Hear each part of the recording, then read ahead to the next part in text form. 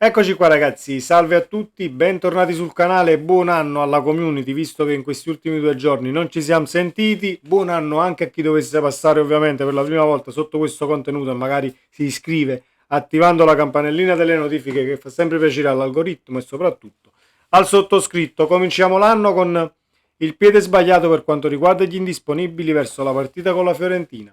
Non fasciamoci la testa, però ovviamente bisogna risolvere questa situazione. Politano, Quara non saranno del match, ovviamente l'abbiamo saputo anche dalla conferenza stampa di mister Antonio Conte. Uno sguardo al calciomercato, fatemi sapere anche la vostra qui sotto nei commenti, ci confrontiamo come sempre anche lì. E partiamo col dire che dalla conferenza stampa è uscito il nome di Spinazzola per sostituire ovviamente Kvaratskhelia. Politano, c'è Neres, di là Conte dice Kvaratskhelia comunque ha qualità offensive, potrebbe essere un'alternativa. Ma alzo le mani e a Napoli si dice Conte Sapais. Quindi vedremo poi la formazione che verrà schierata, ma ne sentiremo di tutti i colori anche nelle prossime ore. Ecco perché faccio un video quasi al buio, tra virgolette, per quanto riguarda una probabile formazione che commenteremo al limite domani in mattinata.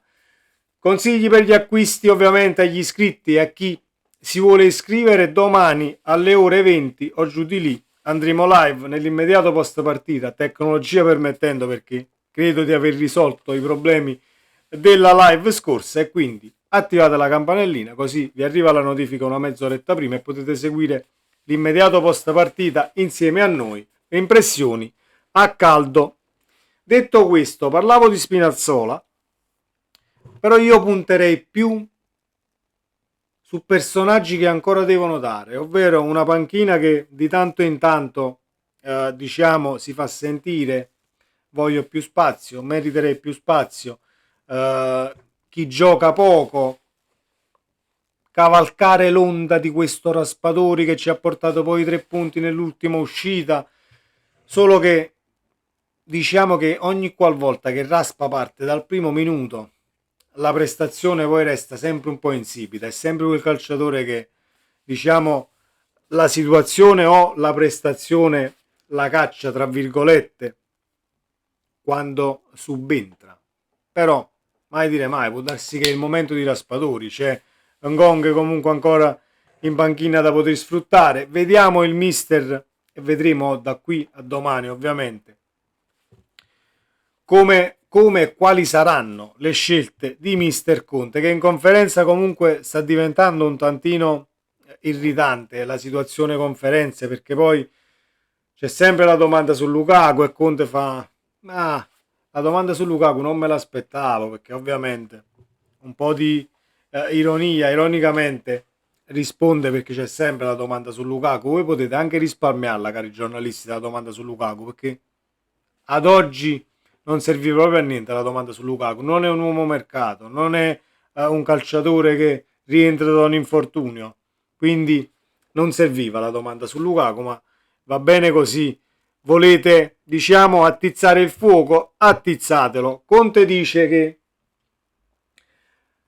la squadra ha fatto il massimo per quanto riguarda i punti, 41 punti, che cosa vi aspettavate, eccetera, eccetera, eccetera. Io forse mi sbaglio, ma la prendo più come una dichiarazione per cercare, ecco, di farti dare anche quel qualcosina in più, nel caso ovviamente hai dato il massimo. Però non possiamo assolutamente lamentarci del girone di andata che abbiamo fatto, che si concluderà domani con la 19ª giornata. Partita fondamentale a livello temporale. Perché fondamentale? Perché ovviamente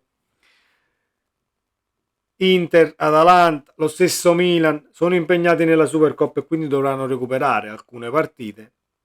Mettersi sopra in primis ha un gusto diverso. Punto secondo, mette in condizione comunque le squadre che inseguono ad andarsi a giocare i recuperi avendo un solo risultato disponibile.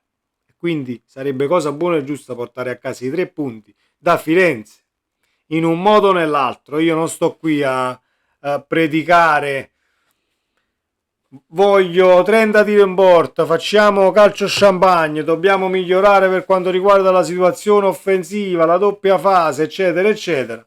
Sicuramente c'è qualcosa da migliorare a livello offensivo e l'abbiamo visto anche nell'ultima uscita, perché poi quando diciamo c'è stato il cambio con Raspadori e poi è entrato anche Politano, il Napoli girava in maniera diversa. Vuoi anche sicuramente la stanchezza dell'avversario, forze fresche comunque qualitativamente molto ma molto valide, però dobbiamo portare a casa questi 3 punti da Firenze. È un imperativo, credo che ovviamente lo sia anche per il mister e la squadra lo sappia benissimo ciò che deve fare. La cosa che mi rammarica un tantino è, diciamo, tornando un attimo indietro a Juventus-Fiorentina, finita 2-2, per quanto riguarda diciamo la Viola dal punto di vista tattico, quando vengono attaccati 2 contro 2 in campo aperto, i difensori della Viola prendono delle imbarcate fantastiche e prendono un gol. Quindi diciamo che volevo andarci con tutte le armi disponibili a livello offensivo. Non è possibile, Conte troverà sicuramente la quadra per quanto riguarda il sostituire sia Quara che Politano. Come ho detto, per Politano c'è Neres, oppure per Quara c'è Neres, comunque ne hai uno solo da poter schierare, l'altro lo devi inventare, a meno che non sia in giornata un gong di turno e ti porti a casa vittoria, partita, incontro, eppure la prestazione di uno che subentra dalla panchina. Uno sguardo al calciomercato. Fazzini non è stato convocato da D'Aversa, almeno notizia dell'ultima ora, non è stato convocato e D'Aversa ha detto lo vuole lui e lo vuole anche la società, quindi diciamo che è stato messo sul mercato e quindi non convocato. La situazione Foloruscio-Fiorentina si dovrebbe fare. Potrei anche togliere il condizionale perché diciamo è una cosa molto ma molto avanzata, però ovviamente usiamo ancora il condizionale perché non è stato fatto niente nero su bianco, non c'è praticamente niente e poi spuntano i soliti nomi, ritorna il nome di Danilo, questo Spinazzola che molto probabilmente potrebbe restare a Napoli perché vorrebbe andare a giocare dove gli garantiscono continuità, ecco, per quanto riguarda l'impiego in questi 6 mesi che poi 6 mesi che poi non sono 6 mesi, vai, mettiamoli così, questi ultimi 6 mesi di campionato 2024-2025 è un Napoli che si guarda intorno, è un Napoli che molto probabilmente sotto diciamo sotto copertura o sotto banco, mi piace di più, sotto banco sta trattando determinati profili e qualche sì forse è anche arrivato. Bisogna ovviamente trattare con calciatori, procuratori. La situazione del calciomercato la conosciamo un po' tutti, poi usciranno sicuramente notizie molto ma molto più certe nei prossimi giorni, perché poi più andiamo avanti, più si avvicina la fine di gennaio, chi deve fare mercato lo deve fare e basta, e quindi molto probabilmente ne sapremo qualcosina in più. Per quanto riguarda la situazione Foloruscio, ripeto, dovrebbe essere fatta con la Viola e Foloruscio è importante perché libera poi uno slot nella lista dei 17. Per chi ovviamente si è perso il video, sulle liste lo trovate negli ultimi caricamenti, credo tra gli ultimi 4 al massimo 5 video abbiamo fatto il punto sulle liste del Napoli, chi deve uscire per far spazio poi a profili più anziani, tra virgolette, quindi tutti quelli che vanno a finire nella lista dei 17 senza restrizioni. Foloruscio è uno di quelli e lascia lo slot libero, così come lo potrebbe essere uno Spinazzola che, come abbiamo detto, però non accetterebbe destinazioni dove diciamo va in campo saltuariamente, ma accetterebbe solo una squadra che lo schiera a titolare fisso, non credo nemmeno che si accontenti di un Lecce di turno, quindi difficile la situazione di Spina, molto più difficile di quella che potrebbe essere la situazione Foloruscio e la Fiorentina.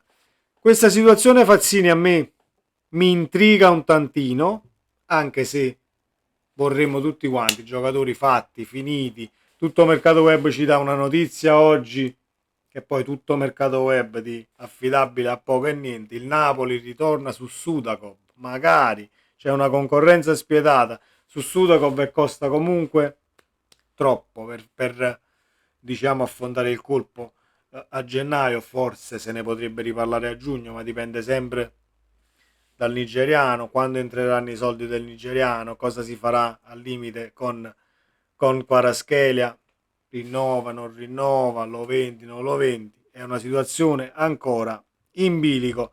Caprilli al Cagliari, Scuffè al Napoli, fissato il giorno per formalizzare l'affare.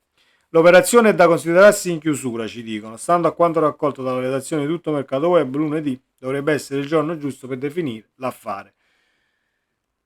Si legge Scuffè e ritorno alla papera che è stata fatta nella scorsa giornata di campionato dallo stesso portiere. Ovviamente ne va sicuramente, diciamo, ne vale la pena per quanto riguarda il far giocare Caprilli, al limite dargli continuità, perché poi senza la Coppa Italia diventa complicato farti una partita tra i pali a Napoli. Speriamo ovviamente di non dover schierare il secondo portiere quasi mai, e quindi lunga vita a Meret e alle sue condizioni fisiche, perché comunque l'infortunio già l'ha passato, già ha pagato dazio quest'anno. Speriamo che ci siamo calmati da quel punto di vista, anche se l'anno non è cominciato per niente bene, visto che Politano e Kvara domani non ci sono e non ci saranno, a meno che domani mattina non ci risvegliamo e esce la notizia: ha recuperato in extremis, non si recupera proprio niente. Però la situazione Spinazzola, come ce la definisce Antonio Conte, Conte ci dice non c'è tra i convocati, è stata una settimana con qualche intoppo, non è l'unico perché non c'è neanche Kvaratskhelia. Vi ho detto una cosa in più: gli imprevisti piccoli o grandi che siano fanno parte della stagione di ogni squadra di calcio. Finora siamo stati più che bravi a sopperire. Da Lobotka con Gilmour, ora lo stiamo facendo con Buongiorno. Con Kvara dopo il problema al ginocchio che non è ancora del tutto guarito, ma ha avuto un affaticamento muscolare. A questo giro c'è anche l'assenza di Politano, cercheremo di fare come in passato, di sopperire con lavoro di squadra. Spinazzola può essere una soluzione per sopperire all'assenza di Politano e Kvara. Lui nasce ala, lui è molto bravo nella fase offensiva, ai tempi della Juventus era un'ala, poi si è trasformato in un quinto offensivo, qualità tecniche importanti, può essere un'opzione in questo momento. Ovviamente è da studiare dall'oggi al domani, non lo so se Conte vada proprio così disparato, domani schiera Kvara. Scusate, Spinazzola al posto di Kvara, mai dire mai. Fatto è che dobbiamo assolutamente attaccare questa Fiorentina, perché non è una roccaforte, non è la Fiorentina Barcellona che tutti presentano, Palladino, il nuovo eroe, eccetera, eccetera, eccetera, perché le partite vanno viste, quelle della Fiorentina, e non sto assolutamente sparando a vuoto sulla Viola e sull'operato di Palladino, assolutamente, lungi da me. Però diciamo che qualche partita della Viola l'ho vista, più di qualche partita della Viola, e un bel po' di volte l'hai portata a casa, perché comunque hai subito, De Gea ha fatto 3-4 paratoni, l'hai buttata dentro, hai portato a casa il match. Però non stiamo parlando di una squadra che diciamo è difficile da affrontare. Non è niente difficile da affrontare, assolutamente no. C'è riuscita la Juve a buttare due palloni dentro, vuoi vedere che domani dobbiamo trovare problemi? Noi dobbiamo fare la nostra partita a livello offensivo e in avanti col baricentro, perché se gli diamo campo, troppo campo, qualcosa loro la possono pure creare, qualche calciatore di qualità ce l'hanno nella maniera più assoluta. A noi manca sempre un difensore centrale, non ce lo dimentichiamo, perché poi mi auguro che Juan Jesus faccia, diciamo, ciò che ha fatto, tra virgolette, che ha fatto bene, mettiamola così, sostituendo Buongiorno. Però quanto meno campo gli diamo, meglio è. Anche perché mi è piaciuta la situazione